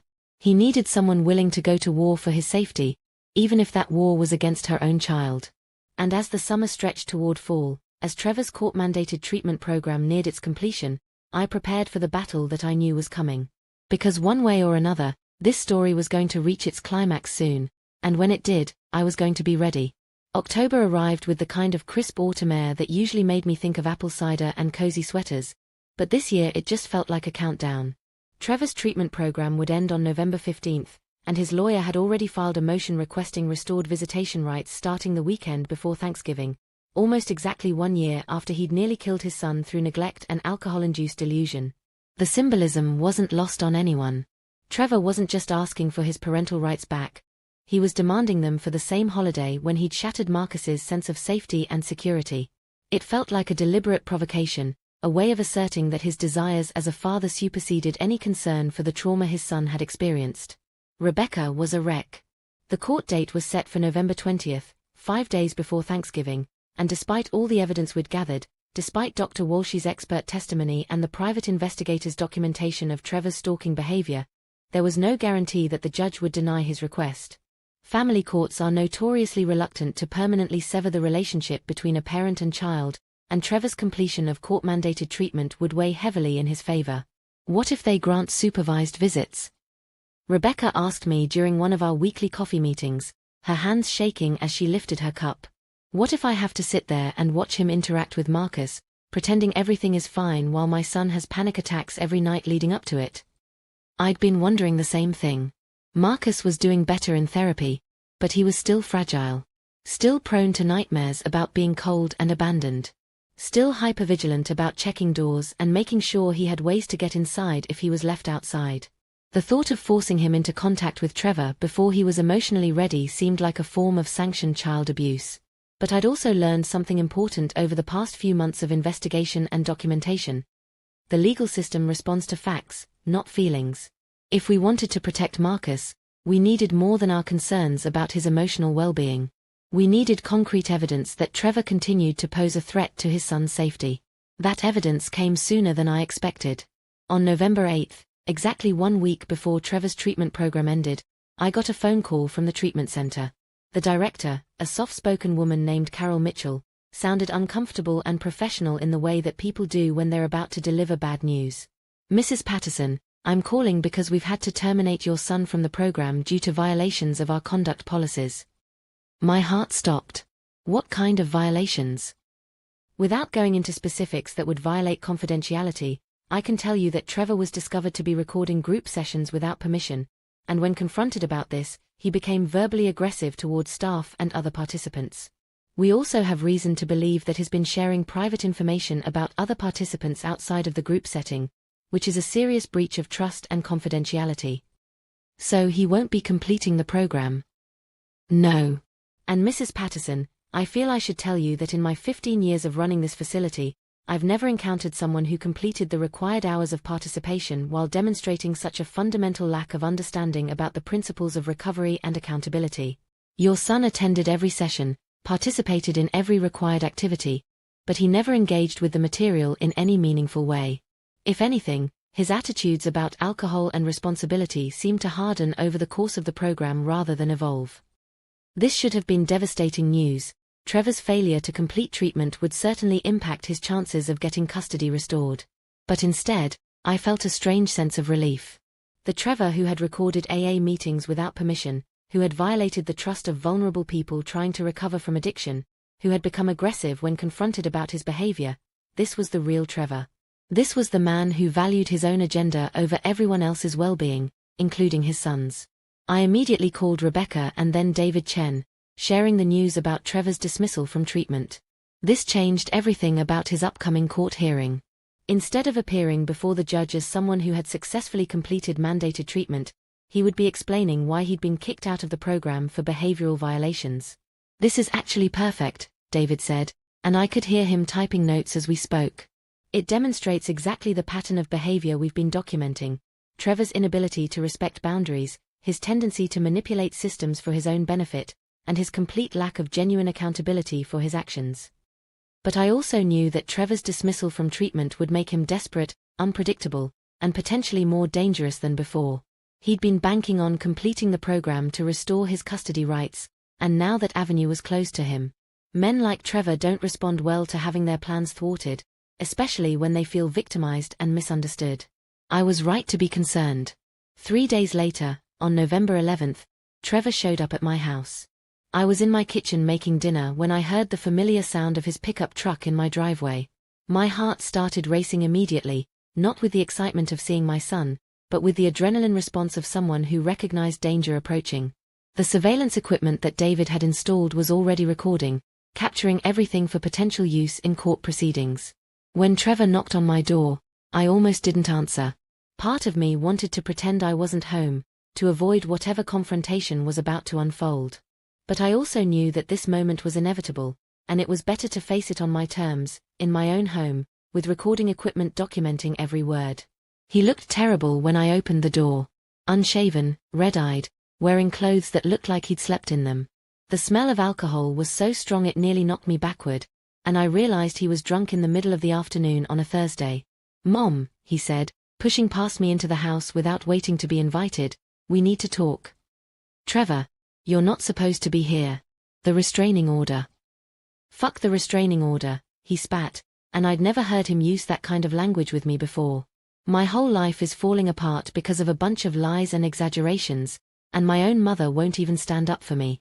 Do you have any idea what it's like to lose everything because people are too stupid to understand what really happened?" I could feel the cameras recording everything, capturing his intoxicated state, his aggressive language, his violation of the court order that prohibited him from contacting family members involved in Marcus's care. But I could also feel something else, a cold, calculating part of me that realized this might be exactly the evidence we needed to permanently protect Marcus from his father. "Trevor, you're drunk," I said as calmly as I could manage. "And you're violating your bail conditions by being here. I think you should leave and call your lawyer." He laughed. But there was no humor in it. My lawyer. My lawyer wants me to apologize for things I didn't do, to admit to crimes I never committed. Everyone wants me to say I'm sorry for giving my son the best Thanksgiving of his life. Well, I'm not sorry, Mom. I'm not sorry for being a good father, and I'm not sorry for fighting for my rights. Trevor. Marcus was outside in freezing temperatures for 3 hours. He nearly died from hypothermia. That's not being a good father, that's child endangerment. His face twisted with rage, and for a moment I was genuinely afraid of my own son. That's not what happened. I keep telling everyone, that's not what happened. Marcus and I had a beautiful day together. We ate dinner, we watched football, we talked about school and friends and all the things fathers and sons are supposed to talk about. He was happy, Mom. He was so happy to be with his dad, and now Rebecca has poisoned him against me with all her lies and manipulation. The delusion was complete, absolute, unshakable. Even a year later, even after months of treatment that was supposed to help him confront reality, Trevor still believed his fantasy version of that Thanksgiving. He couldn't acknowledge what had actually happened because doing so would require him to face the fact that he was capable of nearly killing his own child through neglect and selfishness. Trevor, I said, trying one more time to reach whatever part of my son might still exist underneath the alcohol and denial and rage. Marcus is in therapy because of what happened that day. He has nightmares about being cold and abandoned. He checks doors obsessively to make sure he can get inside if he needs to. These are not the behaviors of a child who had a beautiful Thanksgiving with his father. That's Rebecca's doing, he said, his voice rising. She's been filling his head with lies, making him afraid of me, turning my own son against me. But I know how to fix it.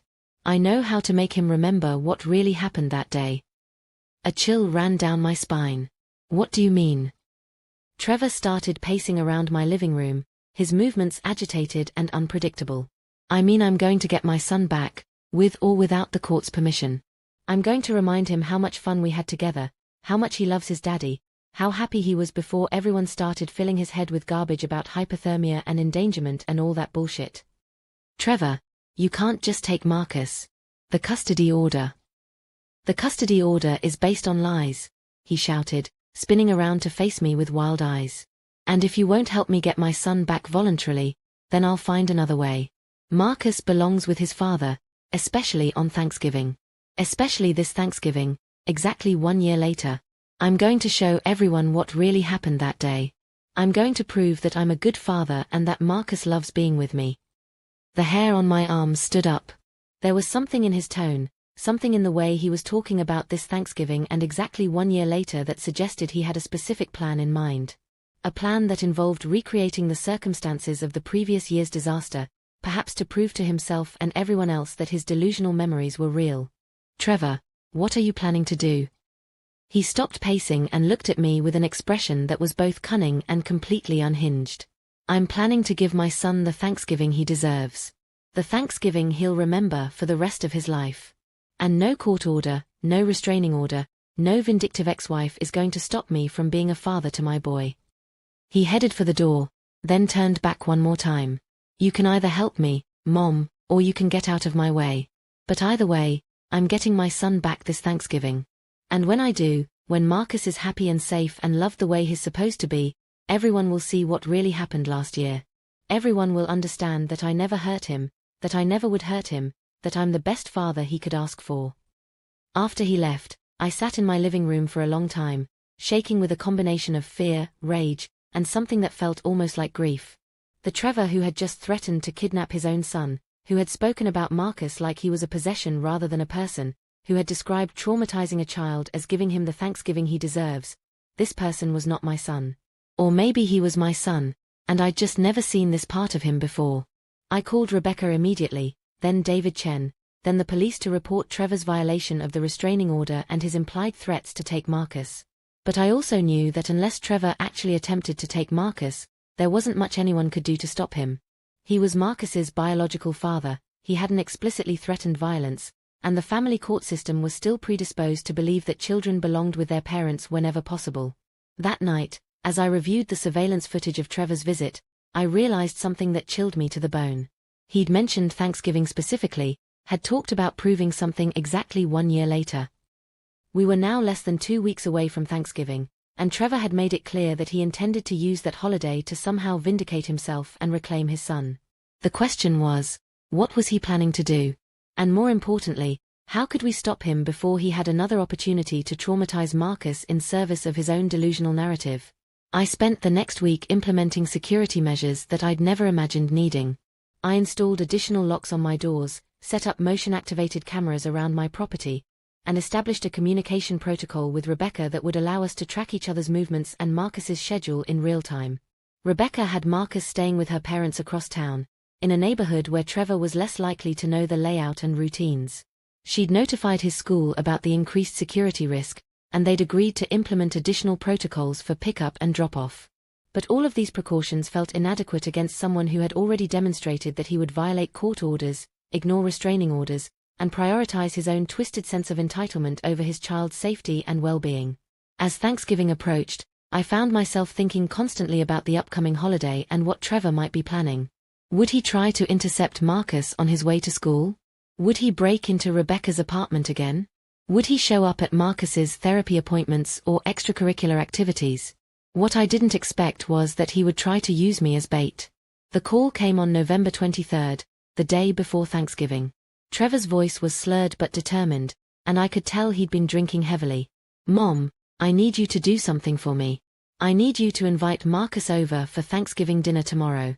Tell Rebecca you want to have a traditional family meal, just the three of you. Tell her you're feeling lonely and you want to spend the holiday with your grandson." My blood turned to ice. "Trevor, I can't do that. You know I can't do that." "Yes, you can. And you will. Because if you don't, I'm going to take Marcus anyway, and it won't be the nice, peaceful family dinner I'm planning. It'll be messy and traumatic and exactly the kind of thing that really would hurt him. But if you help me, if you get him to come to your house voluntarily, then he'll see that there's nothing to be afraid of. He'll remember how much he loves spending time with his family." "Trevor, you're talking about kidnapping. You're talking about violating a court order and traumatizing your son all over again."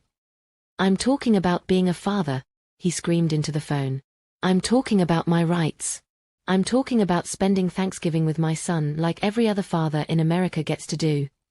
The line went dead, and I knew with absolute certainty that Trevor was going to make some kind of move the next day. The question was whether it would be the calculated manipulation he'd just described, or something more desperate and dangerous. Either way, I had less than 24 hours to prepare for a confrontation that would determine Marcus's safety and possibly his entire future relationship with his father. And I had to do it while pretending to be the kind of grandmother who made turkey and stuffing and acted like everything was normal, even when her world was falling apart around her. But I wasn't that grandmother anymore.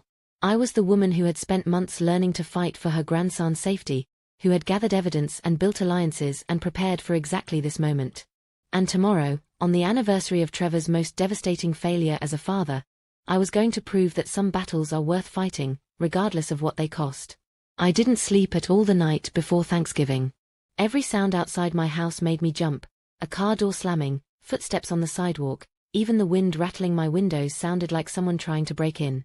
I kept checking the surveillance monitors that David had installed, watching empty rooms and dark hallways, waiting for Trevor to appear like some kind of nightmare made flesh. By 6 a.m., I was already dressed and making coffee, my hands shaking as I went through the motions of a normal morning routine. The weather forecast was calling for another brutally cold day, with temperatures dropping into single digits by afternoon. The irony wasn't lost on me. Exactly 1 year after Trevor had left Marcus outside in life-threatening cold, we were facing similar weather conditions and Trevor was planning some kind of repeat performance. I called Rebecca at 7, knowing she'd be awake despite the early hour. Neither of us had been sleeping well since Trevor's threatening phone call 2 days earlier. "Any sign of him?" I asked without preamble. "No, but I'm scared. I keep thinking about what he said about making it messy and traumatic if you don't help him get access to Marcus. What if he tries to grab him at my parents' house? What if he follows us if we try to go somewhere else?" We'd already discussed the possibility of leaving town for the holiday, but that felt like letting Trevor win. More importantly, it felt like running away from a problem that would just follow us wherever we went. Trevor's obsession with proving himself as a father wasn't going to disappear just because we avoided him for one holiday. "I've been thinking," I told Rebecca, "and I have an idea. But you're not going to like it." "What kind of idea?" I took a deep breath, knowing that what I was about to propose would sound insane to any rational person. I think we should let him come. The silence on the other end of the phone lasted so long that I wondered if the call had dropped. Finally, Rebecca spoke, her voice sharp with disbelief and anger. Are you out of your mind? You want me to let Trevor have access to Marcus after everything he's done? After he threatened to kidnap him? No, I don't want you to let Trevor have access to Marcus. I want us to control the situation instead of letting Trevor control it. He's going to make some kind of move today whether we cooperate or not. The question is whether it happens on our terms or his terms. I explained my plan quickly, knowing that we didn't have much time to prepare if Rebecca agreed to go along with it. The idea was risky, potentially dangerous, and required us to use Marcus as bait in a way that made my grandmother's heart ache. But it was also the only way I could think of to gather the kind of irrefutable evidence that would permanently protect Marcus from his father's delusions and manipulation. This is crazy. We'd be putting Marcus at risk just to prove what we already know about Trevor. We'd be putting Marcus at risk in a controlled environment where we can protect him and document everything that happens. The alternative is waiting for Trevor to grab him when we're not prepared, when there are no witnesses, when there's no evidence to support what really happened. It took 2 more hours of discussion, multiple phone calls with David Chen and Dr. Walsh, and several conversations with Rebecca's parents before she finally agreed to the plan. Even then, she only agreed because the alternative, living in constant fear of when and how Trevor might strike, seemed worse than facing the confrontation head-on. The plan was simple in concept but complex in execution. Rebecca would bring Marcus to my house for what appeared to be a normal Thanksgiving dinner. I would text Trevor my address and tell him that Marcus would be there, but that he had to promise to behave appropriately if he wanted to see his son.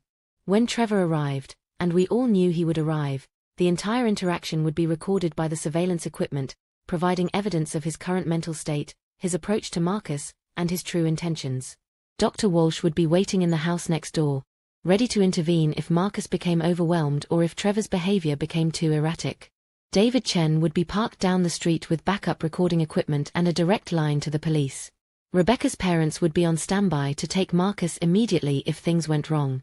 Most importantly, Marcus would be prepared for what might happen.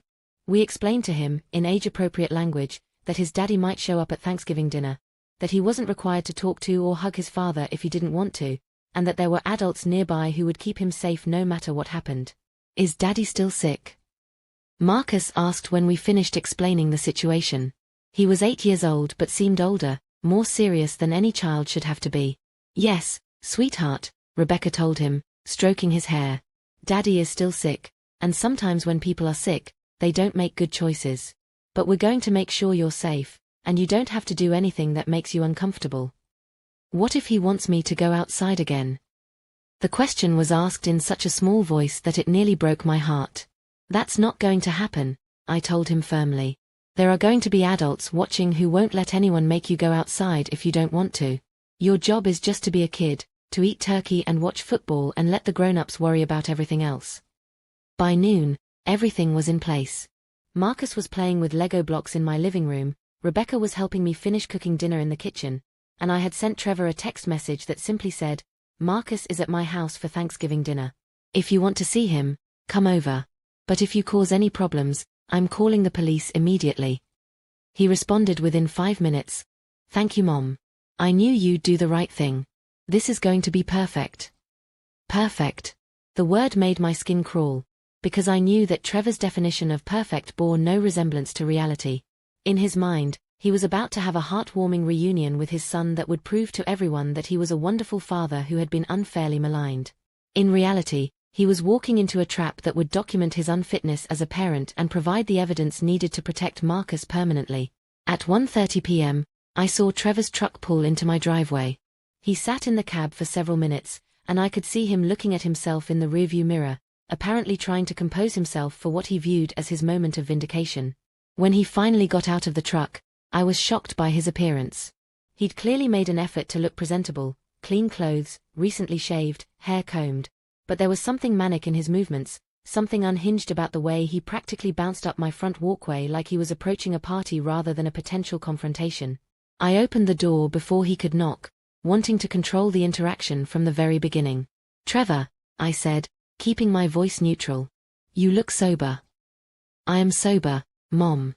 I've been sober for 3 days now, just to make sure this day was perfect. Where's my boy? Where's Marcus? The possessive language, my boy, sent a chill through me, but I stepped aside to let him enter the house. The surveillance equipment was capturing everything, and I could see Rebecca positioning herself in the kitchen where she could watch the interaction while staying out of Trevor's immediate line of sight. Marcus looked up from his Lego blocks when Trevor entered the living room, and the expression that crossed his face was heartbreaking. Not joy at seeing his father, not even simple recognition. What I saw was fear, confusion, and something that looked almost like resignation, as if he'd known this moment was inevitable and had been dreading it. Marcus. Trevor's voice was too loud, too enthusiastic, like an actor overplaying his role. How's my big boy? Are you having a good Thanksgiving with Grandma? Marcus didn't respond immediately, just watched his father with the careful attention of a child who had learned that adults could be unpredictable and dangerous. When he finally spoke, his voice was small and cautious. Hi, Daddy. Trevor crossed the room and knelt down beside Marcus, reaching out to hug him. I watched my grandson's entire body tense up, his shoulders rising toward his ears in a defensive posture that was unmistakably protective. He didn't pull away from the hug, but he didn't return it either, just endured it like something unpleasant but unavoidable. I've missed you so much, buddy, Trevor said, his voice thick with emotion that seemed genuine despite everything. I know it's been a long time since we've seen each other, but Daddy's been working really hard to get better so we can spend time together again. Okay, Marcus said, his tone completely flat. He wasn't buying into Trevor's narrative, wasn't responding with the enthusiasm and affection that Trevor clearly expected. Trevor seemed to notice Marcus's lack of engagement, and I could see him trying to recalibrate his approach. Hey, do you remember last Thanksgiving? Do you remember the great time we had together, just the two of us? My heart stopped.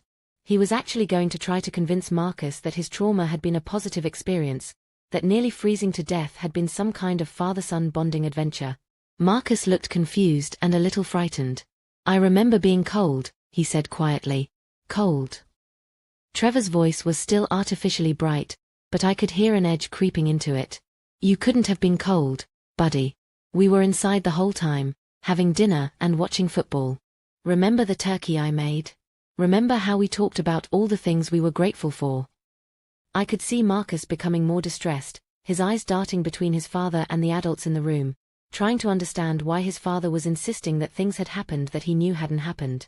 I was outside, Marcus said, his voice barely above a whisper. I was outside and the door was locked and I couldn't get in and I was really, really cold. Trevor's facade finally cracked. No, Marcus, that's not right.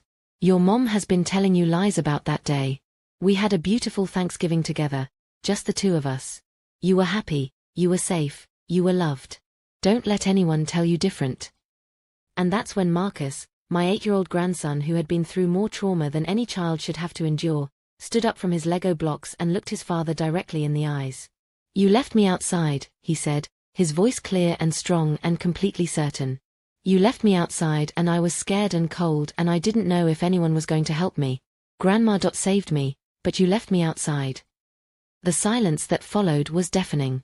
Trevor stared at his son like he was seeing him for the first time, and I could see something breaking behind his eyes, not his delusion, but his hope that he could convince Marcus to participate in it. You don't understand, Trevor said, his voice desperate now.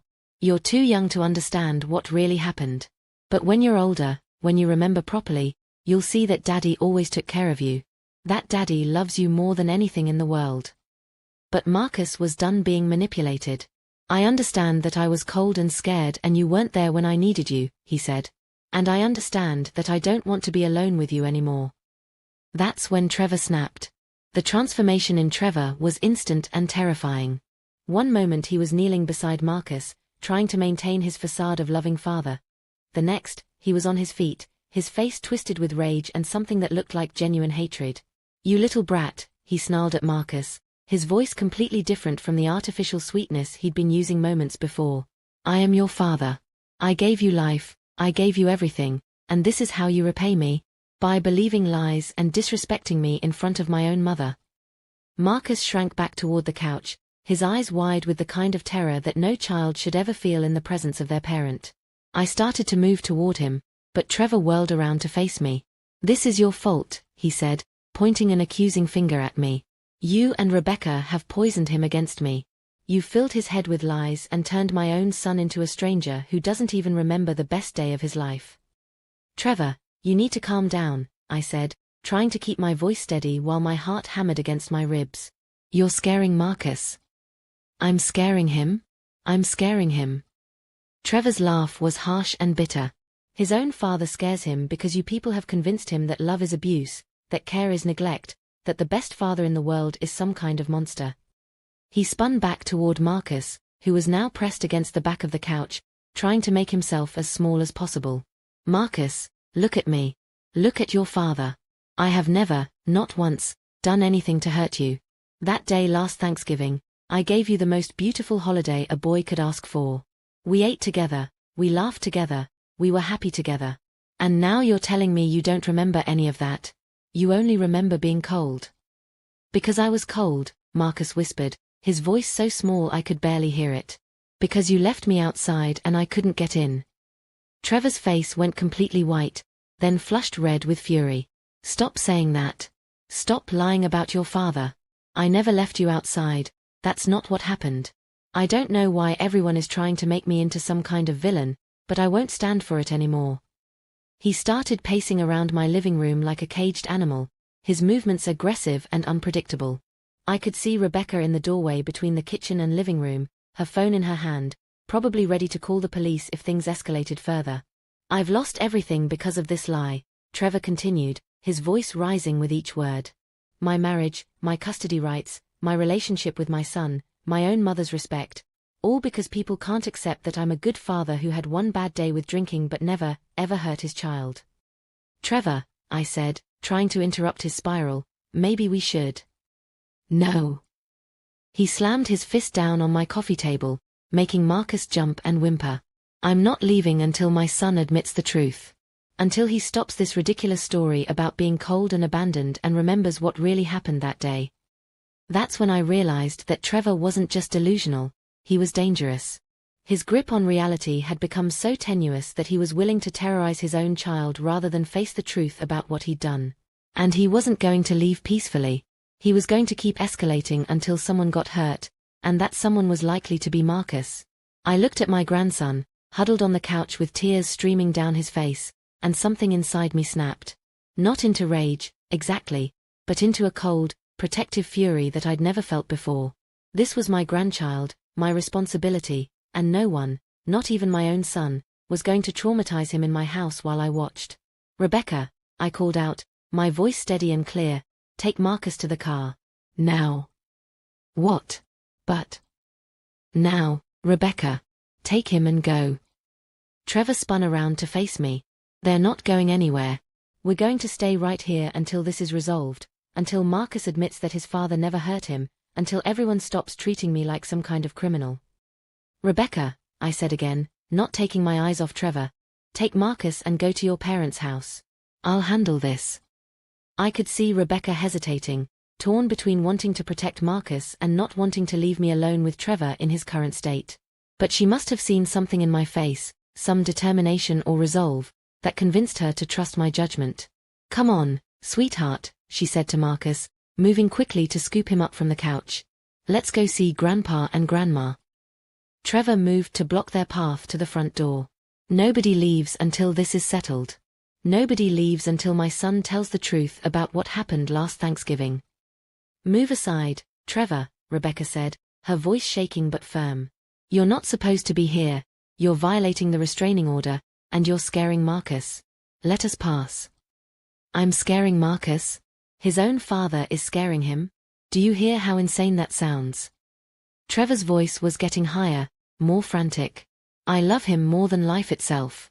Everything I've done, everything I've lost, has been about getting back to him. And now you want to take him away from me again." That's when Marcus, still in Rebecca's arms, looked directly at his father and said something that cut through all the delusion and manipulation and self-pity like a knife through tissue paper. "I don't want to be with you," he said, his 8-year-old voice clear and certain. "You scare me and you hurt me and I don't want to be with you anymore." The silence that followed was absolute. Trevor stared at his son like he'd been slapped, his mouth open, his eyes wide with shock and something that might have been genuine heartbreak. For just a moment, I thought I saw a flash of the old Trevor, the son I'd raised, the father who had once loved Marcus enough to read him bedtime stories and teach him to ride a bicycle. But that moment passed quickly, replaced by something darker and more twisted. "Fine," Trevor said, his voice deadly quiet. "If that's how you want it. If that's what everyone wants. But you know what? I'm not going to be the only one who loses everything. If I can't have my son, if my own family is going to treat me like a monster, then maybe it's time everyone learned what a real monster looks like." He reached into his jacket pocket, and for one heart-stopping moment I thought he might be pulling out a weapon. Instead, he pulled out his cell phone and started dialing. "What are you doing?" Rebecca asked, still holding Marcus but backing toward the door. "I'm calling Child Protective Services," Trevor said, his voice cold and vindictive. "I'm reporting that my son is being kept in an unsafe environment by a grandmother who's too old to properly supervise him and a mother who's so paranoid and unstable that she's teaching her child to be afraid of his own father. Let's see how everyone likes it when the state decides what's best for Marcus." The threat was both empty and terrible. Trevor had no evidence of neglect or abuse on Rebecca's part, and his own history made him the last person CPS would take seriously. But the fact that he would even make such a threat, that he would try to weaponize the child welfare system against the people who were actually protecting Marcus, showed exactly how far he'd fallen from any reasonable definition of fatherhood. That's when I decided I'd heard enough. I walked to my front door, opened it wide, and pointed toward Trevor's truck in the driveway. "Get out," I said, my voice steady and implacable. "Get out of my house right now, or I'm calling the police and having you arrested for violating the restraining order."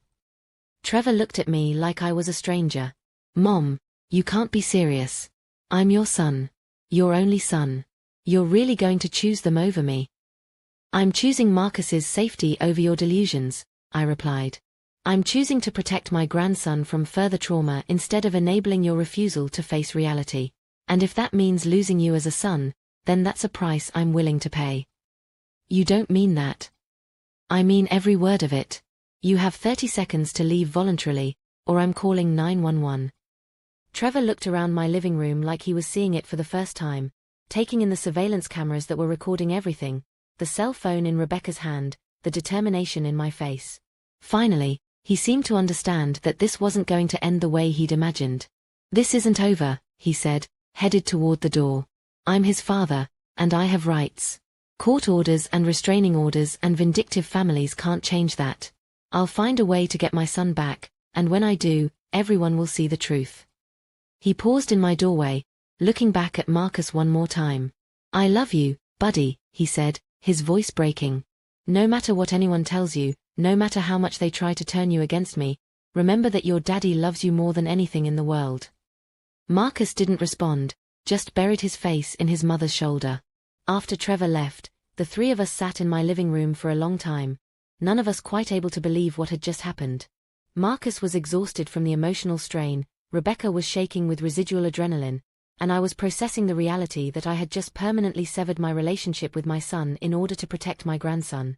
"You did the right thing," Rebecca told me, her voice thick with gratitude and relief. "I know that couldn't have been easy, but you absolutely did the right thing." I wasn't sure it had been easy or difficult, it had just been necessary. When faced with a choice between enabling Trevor's continued delusions or protecting Marcus from further trauma, there had really been no choice at all. The surveillance equipment had captured everything, providing irrefutable evidence of Trevor's current mental state, his approach to Marcus, and his willingness to terrorize his own child rather than accept reality. But as I watched Marcus slowly calm down, saw him return to playing with his Lego blocks like nothing had happened, I realized that the most important evidence wasn't on the surveillance recordings. It was in Marcus's own words, his clear and certain statement that he didn't want to be with his father anymore. No court in the country would force a child into contact with a parent after hearing that kind of testimony. Later that evening, after Rebecca and Marcus had gone to her parents' house and I was alone with my thoughts and my surveillance recordings, I found myself thinking about Trevor's final words to his son. "Remember that your daddy loves you more than anything in the world." But love isn't just a feeling, it's a choice, and it's demonstrated through actions. Trevor might have felt love for Marcus, but his actions had consistently demonstrated that he valued his own needs, his own ego, his own sense of victimization more than his son's. The courtroom was smaller than I'd expected, with fluorescent lighting that made everyone look pale and tired.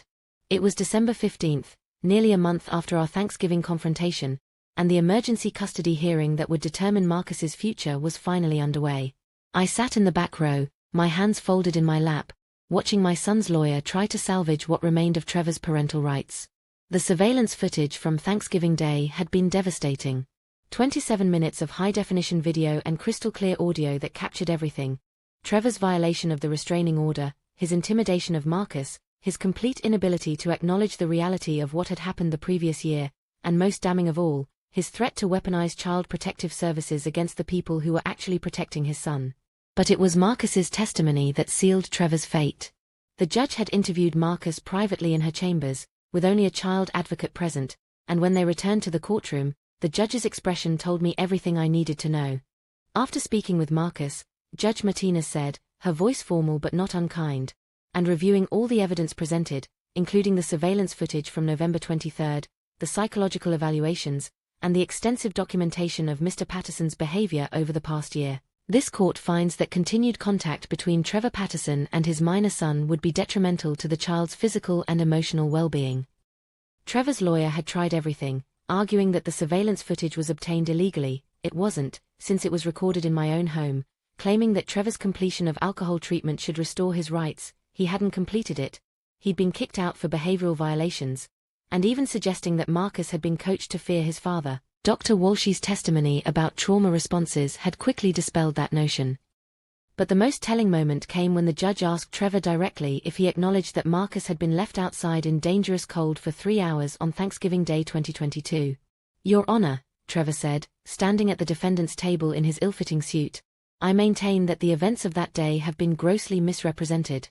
My son and I had a beautiful Thanksgiving together, and these allegations of neglect and endangerment are based on misunderstandings and deliberate distortions of what actually occurred. Even after losing his custody rights, even after his son had clearly stated that he was afraid of him, even after being confronted with video evidence of his own erratic and threatening behavior, Trevor still couldn't acknowledge the basic facts of what had happened. The delusion was so complete, so unshakable, that he would rather lose his child forever than admit he had failed as a father. Judge Martinez didn't need to hear anything else.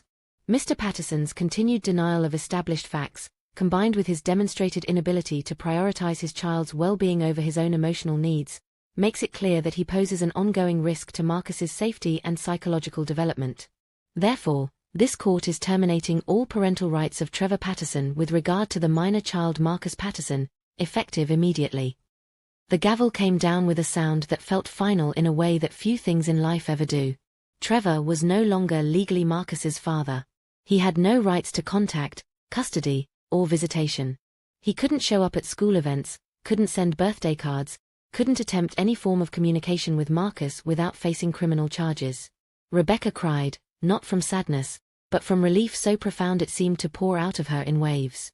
Marcus, who hadn't been present for the hearing itself, would finally be truly safe from the man who had traumatized him and then spent a year trying to gaslight him about his own experience. After the hearing, I found myself standing in the courthouse parking lot, watching Trevor get into his truck and drive away for what I hoped would be the last time.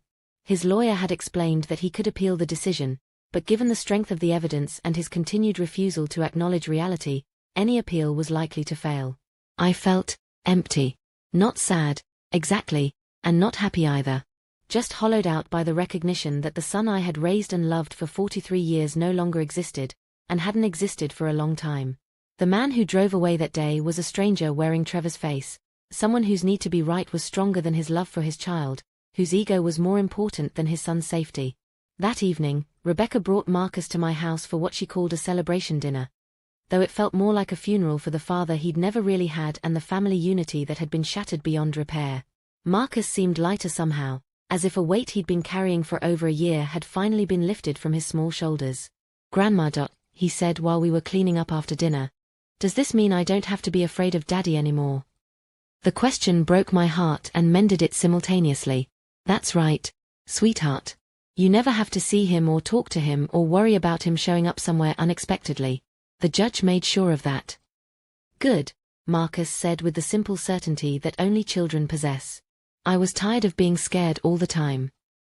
As winter turned to spring and spring turned to summer, Marcus continued his therapy with Dr. Walsh, working through the trauma of abandonment and the complicated feelings that come with having a dangerous parent. The nightmares about being cold gradually faded, replaced by normal 8-year-old concerns about school and friends and whether he could have a sleepover on weekends. Rebecca started dating again, carefully, slowly, with the hypervigilance of someone who'd learned the hard way that not all adults are safe for children to be around. She was building a life for herself and Marcus that was defined by their choices rather than their fears, their hopes rather than their past trauma. And I learned to live with the strange grief of losing a child who was still alive but unreachable, still in the world but no longer in my life. Trevor never tried to contact me after the court decision, never attempted to apologize or explain or even express anger at what I'd done to him. He simply vanished from our lives as completely as if he'd never existed, leaving behind only the scars of what he'd inflicted and the hard-won wisdom of what we'd survived. Sometimes I wondered if I could have done something different, intervened earlier, found some way to save both my son and my grandson. But those thoughts were a luxury I couldn't afford, a form of self-torment that helped no one and changed nothing. The truth was that Trevor had made his choices, to drink, to deny reality, to prioritize his own wounded ego over his child's well-being, and I had made mine. I chose Marcus. I chose safety over family loyalty, truth over comfortable delusions, protection over peace. And while that choice cost me a son, it saved my grandson from years of additional trauma and gave him the chance to grow up believing that adults could be trusted to keep him safe. 6 months after the court decision, Marcus asked me if I missed his daddy. We were in my garden, planting tomatoes for the summer, his small hands surprisingly gentle with the delicate seedlings. I miss the person I thought your daddy was, I told him honestly. I miss the son I raised, the father you deserved to have. But the man who left you outside in the cold, who tried to make you believe it didn't happen. No, sweetheart. I don't miss him at all. Marcus nodded solemnly, then returned his attention to the tomato plants. I think these are going to grow really big, he said, moving on to safer topics with the resilience that never ceased to amaze me. I think you're right, I agreed, watching him work with dirt under his fingernails and hope in his eyes. I think they're going to grow bigger and stronger than we ever imagined. As I write this story now, 3 years after that terrible Thanksgiving, Marcus is 11 years old and thriving. He plays Little League baseball, gets good grades, has friends who come over for sleepovers and video game tournaments. He still sees Dr. Walsh occasionally, but more for check-ins than crisis management. He's a normal kid dealing with normal kid problems, and sometimes I think that might be the greatest victory of all. The scars are still there, he's more cautious than other children his age, more attuned to adult moods and tensions, quicker to seek reassurance when plans change unexpectedly. But he's also compassionate, resilient, and wise in ways that break my heart and fill me with pride simultaneously. He knows his story, all of it. We've never lied to him about what happened or why his father is no longer in his life. We've taught him that love without safety isn't really love at all, that adults who truly care about children prove it through their actions, not their words. And we've shown him, day after day, that there are grown-ups in his life who will always prioritize his well-being over their own comfort. If there's a moral to this story, it's this: sometimes protecting the people we love requires us to stop protecting the people who are hurting them. Sometimes being a good parent or grandparent means making choices that feel impossible, that cost us relationships we treasured, that force us to acknowledge truths we'd rather deny. And sometimes the greatest gift we can give a child is the knowledge that there are adults in their life who will fight for their safety, even when that fight gets ugly and uncomfortable and painful. Marcus is safe now. He's loved, he's protected, and he's free to grow up without the shadow of his father's instability and selfishness hanging over him. That's worth every sleepless night, every moment of guilt, every relationship that was sacrificed to make it possible. Because at the end of the day, when you're faced with the choice between a child's safety and an adult's feelings, there really is no choice at all. The child wins, every time, no matter what it costs. And that's a lesson I wish I'd learned sooner, but I'm grateful I learned it all. Asterisk: if this story resonates with you, if you faced similar impossible choices in your own family, remember that prioritizing a child's safety over adult emotions isn't cruelty, it's love in its purest, most protective form. And sometimes that kind of love requires us to be warriors instead of peacekeepers, defenders instead of diplomats. Asterisk: Marcus is safe. That's all that matters. That's everything that matters. Asterisk: that's how this story ends. Asterisk.